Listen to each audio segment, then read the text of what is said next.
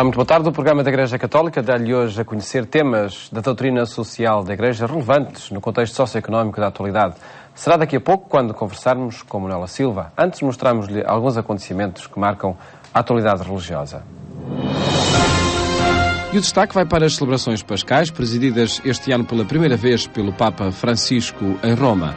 Na Quinta-feira Santa surpreendeu ao presidir à celebração da tarde, num centro de detenção para menores, onde lavou os pés a 12 jovens de várias nacionalidades e religiões. A celebração teve um caráter íntimo por vontade expressa do Papa, sem transmissão televisiva em direto e presença de jornalistas limitada ao exterior do Instituto Penal para Menores de Casal del Marmo, nos subúrbios da capital italiana.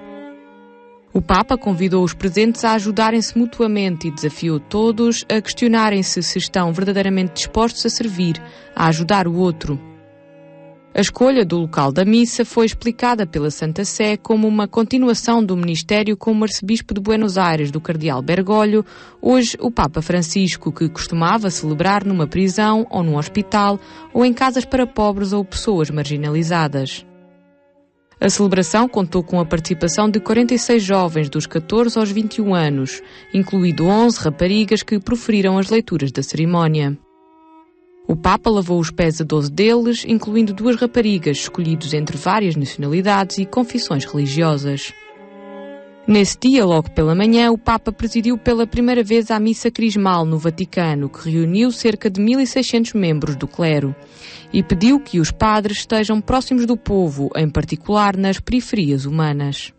Così bisogna uscire a sperimentare la nostra unzione, il suo potere e la sua efficacia redentrice. Nelle periferie dove c'è sofferenza, c'è sangue versato, c'è cecità che desidera vedere, ci sono prigionieri di tanti cattivi padroni.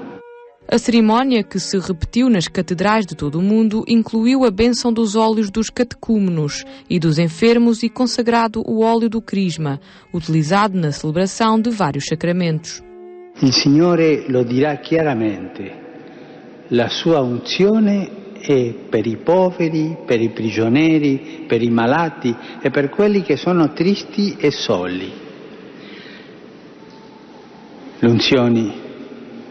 L'unzione, cari fratelli, non è per profumare noi stessi e tanto meno perché la conserviamo in un'ampolla, perché l'olio diventerebbe rancido e il cuore amaro. Il buon sacerdote si riconosce da come viene unto il suo popolo. Questa è una prova chiara. Quando la nostra gente viene unta col olio di gioia, lo si nota. Per esempio, quando esce dalla messa con il volto di chi ha ricevuto una buona notizia. O Papa argentino voltou a insistir na urgência de sair ao encontro dos outros e deixou um aviso aos padres de que quem não sai de si mesmo, em vez de ser mediador, torna-se pouco a pouco intermediário, um gestor.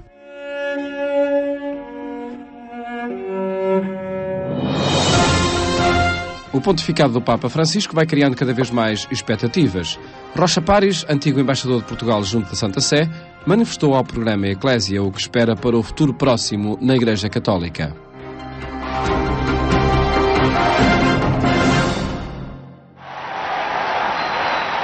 O diplomata jubilado recorda a última grande mudança que viveu na hierarquia católica em 2005 com a eleição de Bento XVI.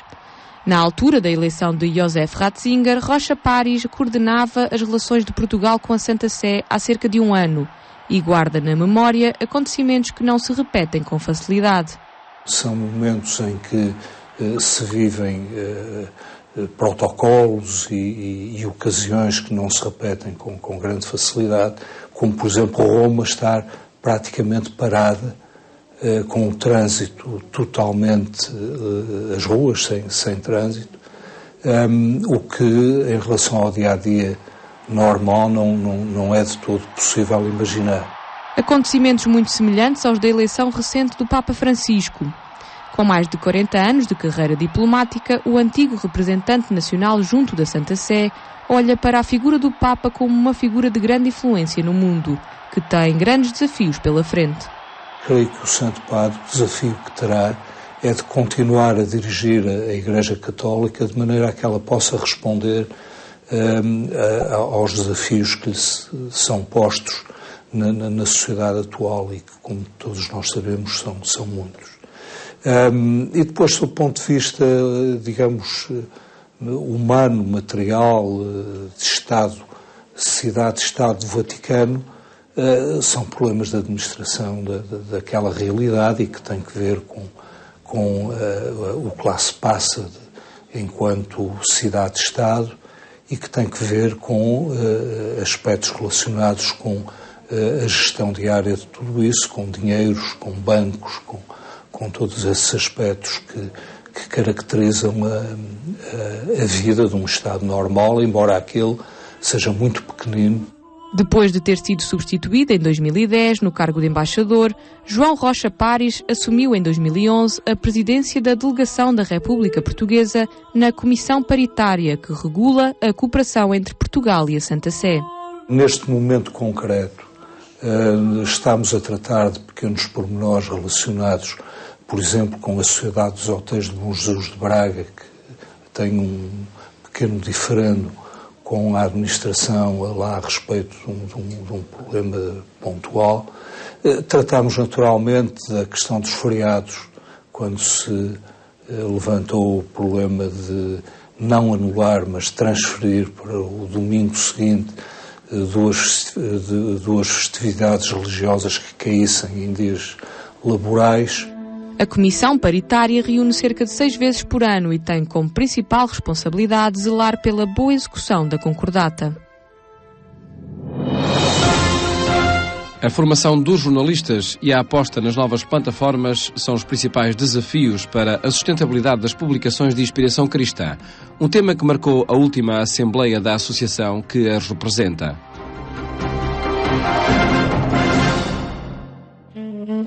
Os desafios e as dificuldades que atingem os meios de comunicação social estiveram em debate na Assembleia Geral da Associação de Imprensa de Inspiração Cristã, em Fátima.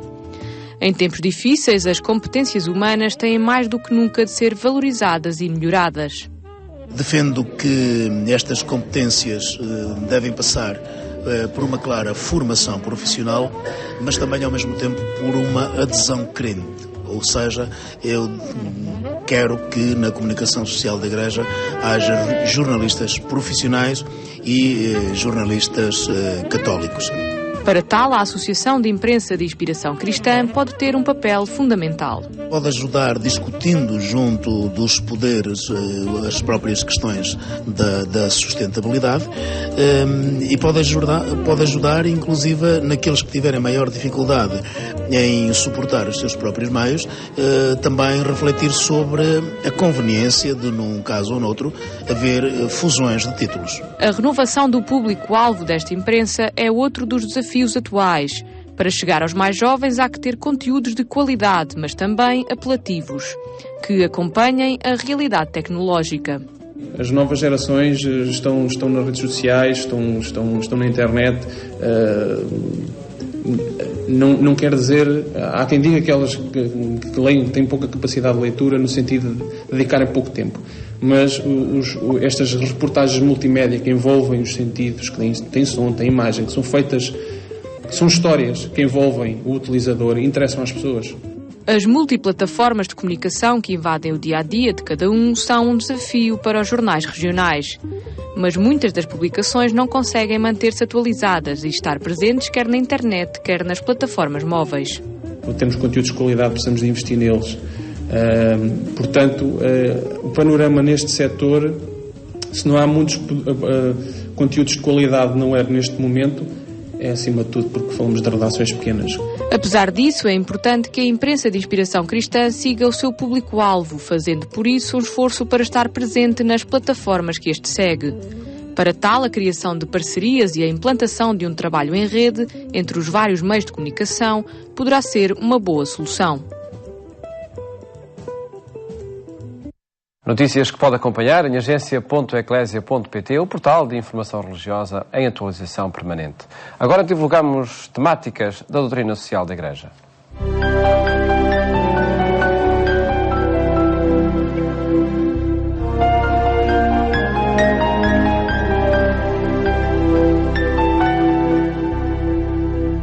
Hoje nossa convidada a professora Manuela Silva, cumprimento, muito boa tarde, obrigado por estar uma vez mais connosco. Desigualdades sociais, de que forma este tema percorre os conteúdos da doutrina social da Igreja? Da última vez falámos da dignidade da pessoa humana como um princípio basilar da doutrina social da Igreja. Eu diria que a justiça é outro princípio basilar. Não menos importante, por Não certo. menos importante. E a justiça é o que está na base de uma preocupação tão frequente e tão determinante no pensamento social da Igreja quando aborda as questões das desigualdades. Não se trata das desigualdades que são naturais entre as pessoas, as desigualdades muitas vezes de talentos, de inteligência, de possibilidades, de recursos, etc. O que se trata é de um tipo de desigualdade que é criada pela própria sociedade. E, portanto, uma desigualdade que é fruto das injustiças e da maneira como essas injustiças se vão construindo e se vão repercutindo. E que nascem numa má organização da própria sociedade? Que nascem de uma má organização da sociedade. Nos documentos da Igreja, e teologicamente, se diz que nasce do pecado, da inclinação realmente para o mal que também habita o coração do ser humano. Mas eu gostaria, relativamente às desigualdades, de fazer uma distinção, porque essa distinção também aparece na doutrina social da Igreja, e que é as desigualdades a nível mundial e as desigualdades no interior dos próprios países. E começaria pelas desigualdades a nível mundial, porque elas foram objeto de um documento fundamental que eu gostaria de lembrar aos nossos telespectadores, é um documento que também já tem quase 50 anos, que é a encíclica Populorum Progressio, de Paulo VI. Foi uma das primeiras encíclicas do seu pontificado e uma encíclica em que o Papa aborda as grandes desigualdades que se verificam à escala mundial. E aí afirma o desenvolvimento é o novo nome da paz, creio. Exatamente. E relaciona o desenvolvimento com a possibilidade de haver paz entre os povos. De então para cá, temos que reconhecer que muitos esforços foram feitos, quer a nível dos próprios países, no sentido do seu desenvolvimento, quer a nível da comunidade internacional, relativamente à ajuda ao desenvolvimento. Mas nem sempre estas ações, que são positivas, foram acompanhadas de medidas concretas visando a correção das desigualdades no interior desses mesmos países. E hoje nós deparamos com problemas novos, como a carta encíclica de Bento XVI, Caritas in Veritate, vem lembrar. E é outro documento para o qual eu chamo a atenção das pessoas. Porquê? Porque, além de ser um documento fundamental, a caridade, na verdade, aborda exatamente esta questão das desigualdades, porque retoma o ensinamento da Populorum Progressio e vai atualizá-lo em termos dos grandes problemas que se colocam a nível mundial no campo da desigualdade. Refiro em particular dois. O da exploração de recursos naturais de alguns países por parte de outros países, o caso dos minérios, por exemplo, o caso dos recursos marinhos ou dos recursos petrolíferos, por exemplo, que é uma exploração que é feita sem respeito pelos direitos dos povos que habitam esses países e muitas vezes redundando até em agravamento da pobreza, porque as pessoas são afastadas dos locais onde habitualmente viviam, ou ainda porque as condições de vida se agravam de tal maneira que essas pessoas não têm rendimentos para fazer face ao aumento do custo de vida. Portanto, são novas formas de exploração e de alimento destas desigualdades a nível mundial. Por parte de países mais ricos? Da parte dos países mais ricos, evidentemente, ou mesmo dos países emergentes. Não vamos esquecer aqui, uma China, por exemplo, o tipo de exploração que faz em outros países, de outros continentes inclusive. Portanto, há essas desigualdades a nível mundial para as quais é preciso olhar de uma maneira responsável. E aqui também encontramos orientações no pensamento da Igreja no sentido de mostrar que se existe uma responsabilidade maior a nível internacional, das instâncias internacionais e dos próprios governos dos países que são explorados, existe uma responsabilidade também para a qual se chama pouca atenção, que é a responsabilidade do cidadão e da cidadã comum, quer a nível da opinião pública, da denúncia dessas situações e em participar participar nessas denúncias, quer ao nível das opções que faz no seu estilo de vida, sobretudo através do consumo, que é uma das formas que o cidadão vulgar tem de manifestar a sua opinião. Seria preciso boicotar alguns produtos, por exemplo? Por exemplo, por que não? Por que não? Tudo vai radicar numa consciência individual e coletiva relativamente à responsabilidade que temos para além das fronteiras do nosso próprio país. E há que alargar esses horizontes, porque a globalização não é uma globalização só da economia. Mal seria se ficasse restrita à economia. É uma globalização que influencia o nosso próprio olhar sobre o tempo em que vivemos e a situação em que nos encontramos. Mas há outro aspecto muito importante nestas desigualdades de desenvolvimento, que tem a ver com o acesso ao crédito.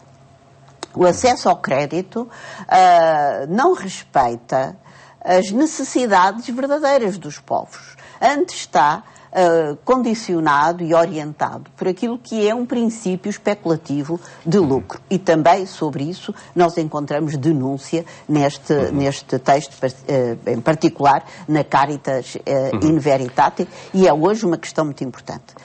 Analisemos a forma como como acontecem em Portugal essas desigualdades sociais. De forma gravosa também. Eu gostaria de voltar aí, porque comecei por dizer que as desigualdades se devem ver à escala mundial, mas também no interior de cada país, e Portugal é um bom exemplo. É um bom exemplo porquê? Portugal aparece no contexto... Um bom exemplo de desigualdades sociais. É um bom exemplo de desigualdades sociais, e como não cuidamos devidamente de corrigir essas desigualdades. No conjunto dos países da União Europeia, é seguramente um dos países que apresenta indicadores de desigualdade mais elevados. Durante uns poucos anos, entre o final da década de 90 e os primeiros anos do ano 2000, houve uma ligeira correção dessa desigualdade, porque também se adotaram políticas que visavam corrigir as desigualdades, mas a partir daí, e sobretudo a partir de 2009, 2010 e os anos que se seguiram a estas políticas, destas políticas de austeridade, a desigualdade vem-se agravando de uma forma dramática. Por causa dessas políticas de austeridade? Por causa destas políticas de austeridade. E eu gostaria de sublinhar este adjetivo, de forma dramática. Porquê? Porque, e agora não venho preparada com números, mas eles estão disponíveis em relatórios que existem e que são fáceis de conseguir através da internet, mas, por exemplo, se analisarmos os rendimentos do topo, isto é, dos 1% mais ricos da população, esses rendimentos aumentaram significativamente nos últimos 3 anos, enquanto que os rendimentos não tanto da base dos mais pobres, mas da faixa intermédia, foram significativamente reduzidos. E sobretudo nestes meses acredito que é o que se está a experimentar, essa redução. É o que se está a experimentar. Ainda mais. Agora, o que é muito importante dizer é o seguinte: nós não podemos ficar numa mera constatação, temos que tirar daqui algumas conclusões. E a principal conclusão que eu gostaria de tirar é a de que não podemos esperar que existam correções automáticas das desigualdades. A desigualdade é um mal-estar, não é um bem-estar, é um mal-estar, porque é um mal-estar com repercussões no modo de funcionamento da economia, na coesão social das sociedades, o que é um bem muito importante, e na vida individual e pessoal de cada cidadão. E se não tem correções automáticas, de que forma é que se pode corrigir? Ora, exatamente. Pode-se corrigir quando as políticas económicas definirem como seu objetivo a correção das desigualdades e aceitando esse objetivo do ponto de vista político, analisarem todas as medidas em função dos impactos que têm na consecução desse objetivo. Mas, presentemente, e há 2 anos a esta parte, não é isso que se verifica. Toma-se a desigualdade como uma fatalidade. A desigualdade não é uma fatalidade, a desigualdade é um produto, é uma resultante de um mau funcionamento da economia e da sociedade e da organização social. E é um mau funcionamento que tem consequências graves para o próprio modelo da economia, mas também para o bem comum, para... E esperemos que também aí a própria doutrina social da Igreja inspire, enfim, novas políticas que permitam essa correção. Professor Manuel Silva, muito obrigado por ter estado neste programa, onde aqui apresentamos o tema das desigualdades sociais, a forma como é apresentado na doutrina social da Igreja. Já amanhã estaremos de volta para vos mostrar notícias e outras temáticas que marcam a atualidade religiosa. Desejo bom fim de tarde. Até amanhã, se Deus quiser.